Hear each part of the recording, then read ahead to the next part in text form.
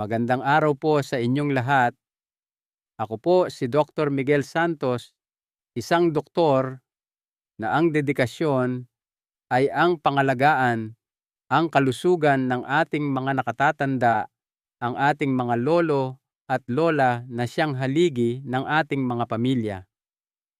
Sa aking maraming taon ng panggagamot, isa sa mga pinakamadalas kong marinig na daing ay ang tungkol sa mga kamay o binti na laging namamamanhid o nangangalay na para bang natutulog ang mga bahagi ng katawan ninyo nang walang malinaw na dahilan. Nararanasan nyo ba ito? Yung pakiramdam na parang may libu-libong langgam na gumagapang sa inyong balat? O di kaya'y nahihirapan kayong humawak ng maliliit na bagay tulad ng karayom o butones? O baka naman nararamdaman ninyo na parang bigla na lang bibigay ang inyong mga binti habang naglalakad? Nais ko pong sabihin sa inyo, hindi po kayo nag-iinarte. Hindi po kayo nag-iisip lang ng kung ano-ano. At higit sa lahat, hindi po iyan normal na parte lang ng pagtanda. Ang mga sintomas na ito ay maaaring isang malinaw na senyales na ang inyong mga ugat o nerves ay humihingi ng tulong at agarang atensyon. Ngunit narito po ang isang kamangha-manghang balita. Paano kung sabihin ko sa inyo na ang lunas ay maaaring nasa loob lamang ng inyong kusina? Naisip nyo ba na may mga pagkain na habang kinakain ninyo ay tahimik na nag-aayos at nagpapagaling ng inyong katawan mula sa loob? Ganyan po mismo ang ginagawa ng mga buto na tatalakayin natin ngayon. Ang pinakakahanga-hanga sa lahat ay hindi lamang nila tinatanggal ang pangingimay sa inyong mga kamay at pamamanhid sa inyong mga binti. Hindi tulad ng ibang mga lunas, sabay-sabay nilang pinalalakas ang inyong nervous system, pinapatibay ang inyong mga kalamnan at pinapabuti ang inyong balanse. Aalamin natin ngayon kung bakit taglay nila ang ganitong pambihirang kapangyarihan. Ang buto ng kalabasa, ang meryendang nagbibigay lakas at nagpapalakas ng nerve. Magsimula tayo sa isang napakapamilyar na buto, ang buto ng kalabasa. Madalas natin itong kainin bilang kutkutin habang nanonood ng telebisyon. Pero alam nyo ba na ang simpleng meryendang ito ay maaaring isa sa mga pinakamabisang lunas na likas? Bakit nga ba napakabuti ng buto ng kalabasa para sa ating mga nerve? May ilang mahahalagang dahilan. Ang maliliit na butong ito ay siksik sa mga sustansyang mahalaga sa ating katawan, magnesium, zinc, iron, dekalidad na protina, antioxidants, at magagandang uri ng taba, good fats. Pag-usapan natin ang unang dalawa, ang magnesium at zinc. Ang dalawang ito ay critical kung pag-uusapan natin ang pag-aayos o regeneration ng mga nerve. Isipin ninyo ang magnesium bilang natural na volume control ng ating katawan. Ito ang tumutulong na i-relax ang ating mga kalamnan, bawasan ang pamamaga, inflammation, at higit sa lahat, i-regulate ang mga electrical signal na dumadaloy sa ating mga nerve. Kapag kulang kayo sa magnesium, isang kondisyon na napakakaraniwan sa panahon ngayon, ang inyong mga nerve ay nagiging overexcited o sobrang aktibo. Ano ang resulta? Pagkapagod ng kalamnan, pagkabalisa, hirap sa pagtulog, pulikat, pangingimay, at biglaang paggalaw ng kalamnan, spasms. Sa isang dakok lamang ng buto ng kalabasa, maaari ninyo nang makuha ang hanggang 4% ng inyong pang-araw-araw na pangangailangan sa magnesium. Sa madaling salita, ito ay isa sa mga pinakanakapagpapagaling na meryenda na maaari ninyong kainin. Ang zinc naman ay isa pang napakahalagang mineral para sa pag-aayos ng ating nervous system. Ito ay tumutulong sa pag-repair ng mga nasirang tissue, pinapalakas ang immune system para maiwasan ang mga impeksyon o pamamaga na maaaring magpalala ng kondisyon at pinapabuti ang paghahatid ng mga signal sa mga nerve. Ang zinc ay may connection din sa ating emosyonal na balanse. Ang mga taong kulang sa zinc ay mas madalas makaranas ng kalungkutan, pagiging makakalimutin, mental fog, kawalan ng enerhiya o hirap sa pag-focus. At alam nyo ba, sa lahat ng pagkaing halaman, ang buto ng kalabasa ay isa sa may pinakamataas na nilalaman ng zinc. Pero hindi pa diyan nagtatapos.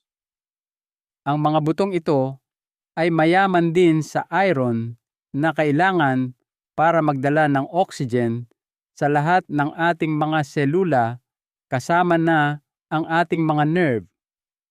Alam nyo ba na ang mahinang sirkulasyon ng dugo ay madalas na unang senyales ng mga problema sa nerve? Kapag hindi sapat ang daloy ng dugo sa inyong mga kamay at paa, ang mga nerve ay hindi nakakatanggap ng sapat na oxygen at sustansya. Ito ay maaaring magdulot ng pangingimay, pakiramdam na tinutusok-tusok o kawalan ng pakiramdam. Kaya naman ang regular na pagkain ng buto ng kalabasa ay nakakatulong din na mapabuti ang sirkulasyon, lalo na sa mga bahagi kung saan ninyo nararamdaman ang nakakainis na pamamanhid. Mayroon akong isang pasyente, si Mang Ramon, 72 na taong gulang. Sa buong buhay niya, siya ay malakas, masipag, at hindi kailanman nagrereklamo. Ngunit ilang taon na ang nakalipas, may napansin siyang kakaiba. Kapag nakaupo siya, namamanhid ang kanyang mga binti, at kapag gumigising siya, pakiramdam niya ay may kuryenteng dumadaloy dito. Inisip niyang dala lang ito ng kanyang edad. Ngunit ang kanyang anak na isang nutritionist ay gumawa para sa kanya ng isang timpla dinurog na sinangag na buto ng kalabasa, kaunting luyang dilaw, turmeric at katas ng luya. Sinimulan niya itong inumin na may kasamang maligamgam na tubig at lemon tuwing umaga at isang dakok ng buto ng kalabasa araw-araw. Ang resulta, pagkatapos ng isang buwan, hindi na namamanhid ang kanyang mga binti. Pagkatapos ng 2 buwan, kaya na niyang umakyat sa hagdanan ng kanilang bahay nang hindi na kailangang humawak sa gabay. Hindi iyon mahika. Iyon ay tinatawag na functional nutrition. At ang isa sa mga pangunahing sangkap ay ang buto ng kalabasa. Ngayon, handa na ba kayong malaman ang 8 natural na buto na maaari ninyong simulang kainin ngayon din para tuluyang mawala ang nakakainis na pangingimay, mapabuti ang sirkulasyon, at buhayin muli ang inyong mga nerve?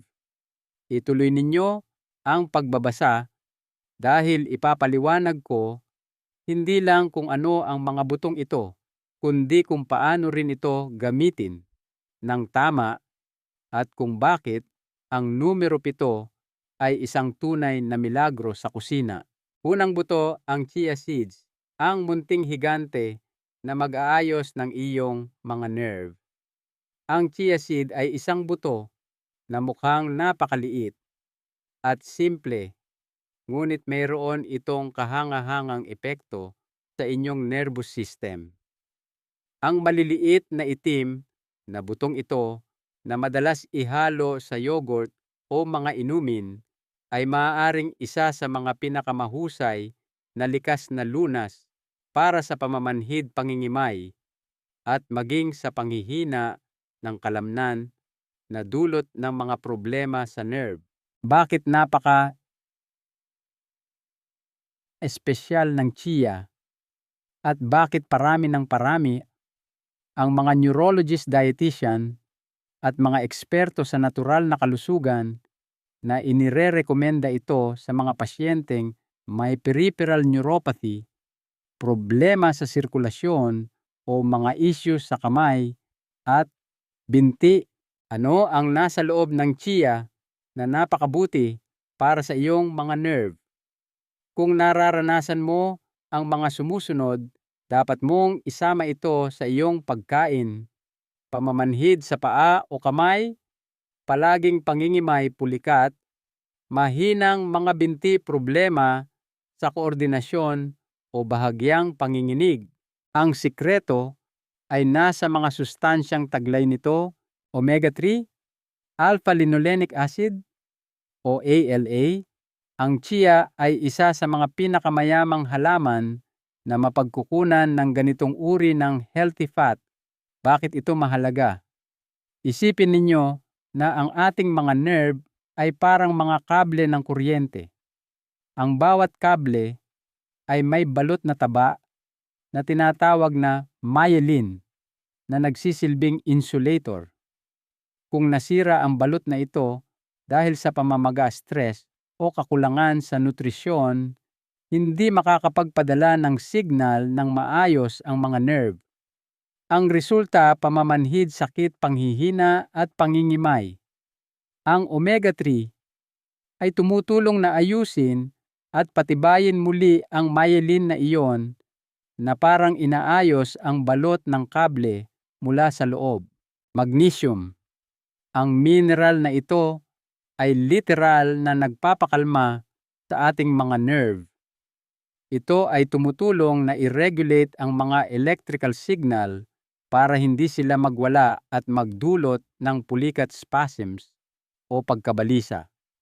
Kung madalas kayong pulikatin sa gabi o nagigising na parang nag-aapoy ang inyong mga binti, malamang na kailangan ninyo ng mas maraming magnesium. Matutulungan kayo ng chia diyan. Calcium at phosphorus. Parehong mahalaga ang mga mineral na ito para sa tamang pagpapadala ng signal ng mga nerve. Tumutulong din silang palakasin ang mga kalamnan sa paligid ng mga apektadong nerve na nagbibigay ng mas mahusay na suporta at balanse sa inyong katawan. Antioxidants at fiber. Ang chia ay tumutulong din na i-regulate ang asukal sa dugo at pabutihin ang kalusugan ng bituka. Ano ang kinalaman nito sa mga nerve? Malaki ang hindi kontroladong blood sugar na karaniwan sa mga taong may type 2 diabetes o pre-diabetes ay unti-unting sumisira sa mga peripheral nerve. Sa pamamagitan ng pag-regulate ng inyong blood sugar, nababawasan ang pressure at pinsala sa inyong mga nerve. Ikalawang buto. Ang buto ng sunflower, ang tagapagtanggol laban sa pagkakalawang ng nerve. Alam nyo ba na ang inyong mga nerve ay maaaring kalawangin tulad ng isang bakal na nababad sa ulan at araw muka? Itong kakaiba ngunit totoo. Ang ating mga nerve, lalo na sa mga dulo ng kamay at paa, ay patuloy na sumasailalim sa maliliit na atake na sa paglipas ng panahon ay sumisira sa kanilang kakayahang gumana ng maayos. Iyan ang dahilan kung bakit ang ilang tao ay nakakaranas ng pulikat sa gabi, palagi ang pangingimay, kawalan ng pakiramdam o matinding sakit kahit walang malinaw na dahilan. Dito pumapasok ang buto ng sunflower, isang makapangyarihang kakampi na marami sa atin ay mayroon sa kusina ngunit hindi lubos na nauunawaan ang kapangyarihan. Paano nakakaapekto ang buto ng sunflower sa inyong mga nerve. Bukod sa masarap nitong lasa, ang pinakakahanga-hangang katangian ng butong ito ay ang pambihirang nilalaman nito ng vitamin E. Oo, vitamin E, ang sikat na antioxidant na nakikita natin sa mga produktong pampaganda at anti-aging. Ngunit ang vitamin E ay nagsisilbi ring biolohikal na kalasag o proteksyon para sa inyong nervous system. Ito ay isang antioxidant na nagpoprotekta sa myelin sheath, ang balot ng ating mga nerve laban sa pinsala. Ang magandang balita ay tumutulong din itong bawasan ang pamamaga, isa pang malaking kalaban ng kalusugan ng nerve. Ipinakita sa mga pag-aaral na asal na ang kakulangan sa vitamin E ay maaaring magdulot ng mabagal na reflexes, panghihina ng kalamnan, pangingimay o pamamanhid at mga problema sa koordinasyon. At anong pagkain ang may isa sa pinakamataas na natural na nilalaman ng bitaminang ito? Ang buto ng sunflower. Bukod sa vitamin E, ang mga butong ito ay naglalaman din ng selenium, isa pang antioxidant na pumipigil sa pinsala sa cell. Magnesium, mahalaga para sa signal ng nerve at pag-relax ng kalamnan. Thiamine, vitamin B1, nagpapabuti sa pag-aayos ng nerve at paggana ng utak. Good fats, linoleic acid, sumusuporta sa kalusugan ng central nervous system. Dekalidad na protina, tumutulong sa pagbuo at pag-aayos ng mga tissue. Ikatlong buto, ang flax seeds, linseed. Ang gintong pagkain na nag-aayos ng nerve mula sa loob. Naranasan nyo na ba ang pakiramdam na ang inyong mga kamay ay kusa na lang namamanhid o parang may kuryenteng dumadaloy sa inyong mga binti habang kayo ay nagpapahinga? Hindi po iyan stress lang at wala rin itong kinalaman sa edad lamang. Iyan ay isang senyales na ang inyong mga nerve ay humihingi ng tulong. At pagdating sa pagbabawas ng pamamaga sa nervous system at pagsisimulang ayusin ang pinsala, merong isang sinaunang buto na napakabisa. Ito ay simple ngunit makapangyarihan at maaaring magdulot ng malaking pagbabago sa inyong kalusugan. Ito ang flaxseed o tinatawag ding linseed. Bakit napakalakas ng flax? Ito ay dahil sa mga sumusunod: siksik sa omega-3 ALA. Tulad ng chia, ang flax ay isa sa mga pinakamahusay na mapagkukunan ng ALA. Ang healthy fat na ito ay direktang nagpapakain sa inyong nervous system. Ito ay tumutulong na ayusin ang mga lamad membranes ng inyong mga neuron. Kapag matibay at malusog ang mga lamad na ito, mas maayos ang daloy ng mga electrical signal.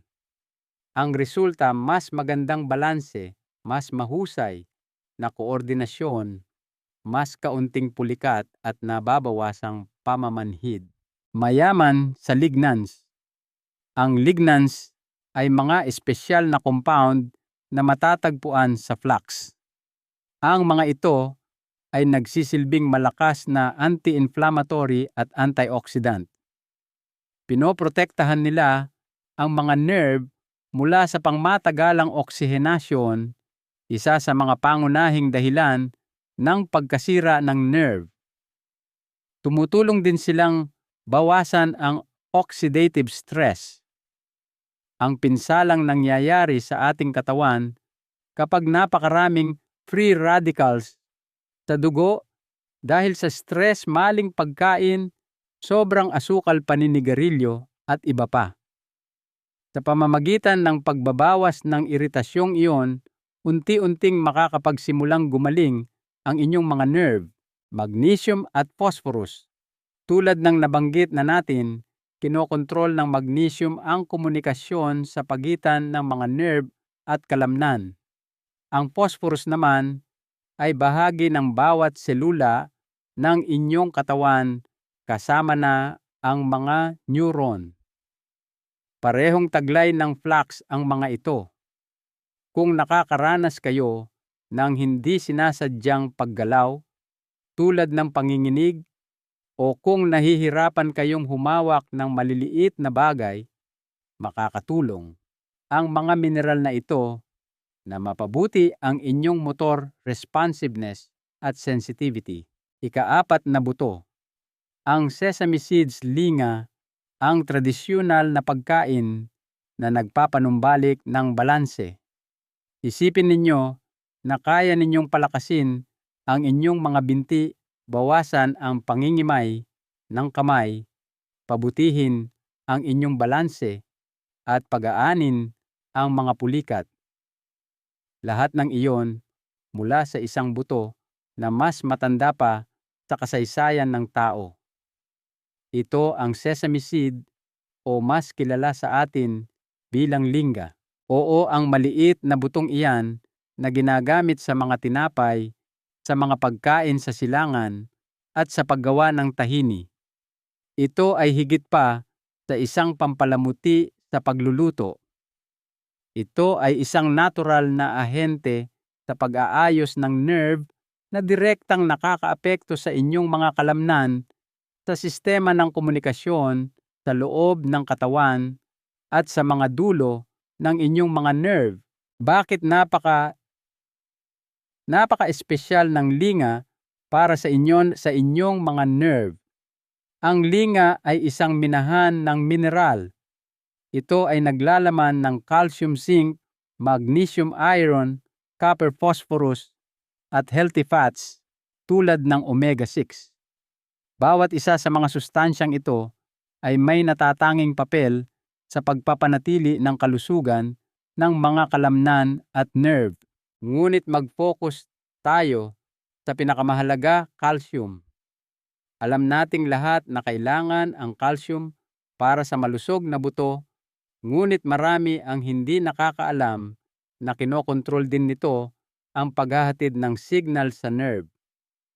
Sa tuwing magpapadala ng signal ang isang nerve, kailangan nito ng tiyak na dami ng calcium para gumana ng maayos.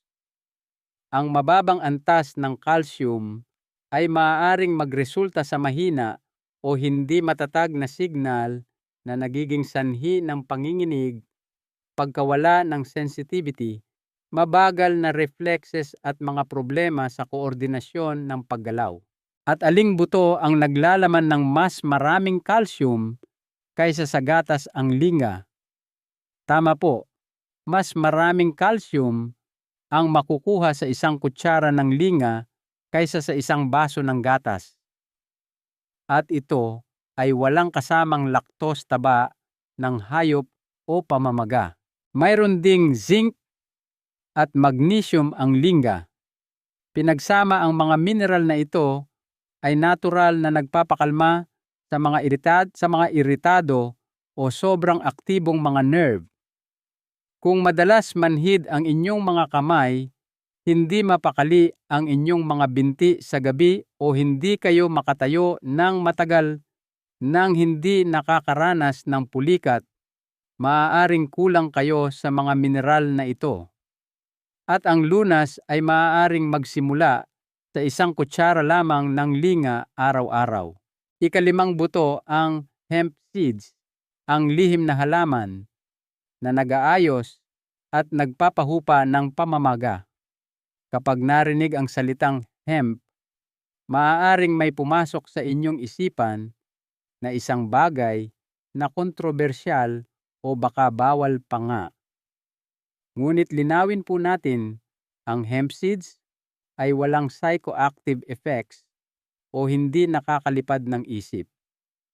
Sa halip, pinapakain nito ang inyong mga nerve sa paraang malalim, tuloy-tuloy at makapangyarihan na napatunayan na ng agham. At kung nakakaranas kayo ng pangingimay sa inyong mga paa o kamay, ang mga butong ito ay maaaring mas malaki ang maitulong kaysa sa inaakala ninyo.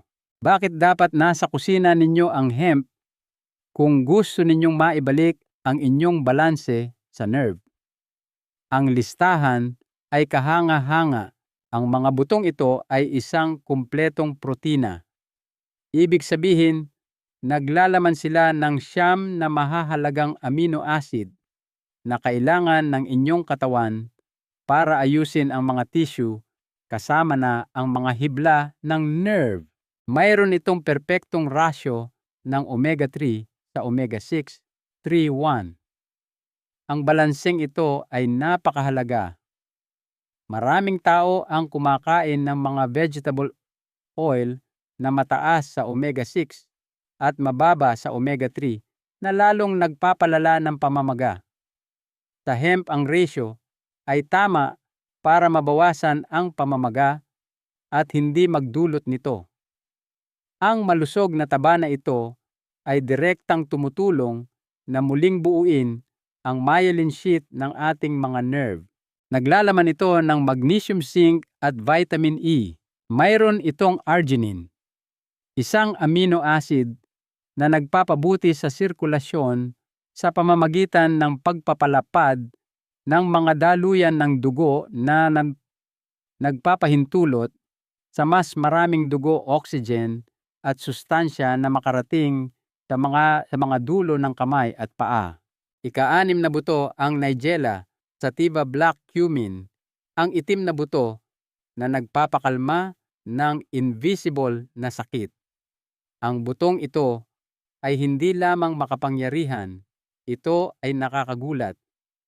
Napakagulat na sa iba't ibang bahagi ng mundo, ito ay kilala bilang ang buto na nagpapagaling sa lahat maliban sa kamatayan. Maaaring tunog ito'y dramatiko, ngunit pagdating sa pinsala sa nerve patuloy na pamamaga at pangingimay, ang Nigella sativa o mas kilala bilang black cumin ay isa sa mga nangunguna.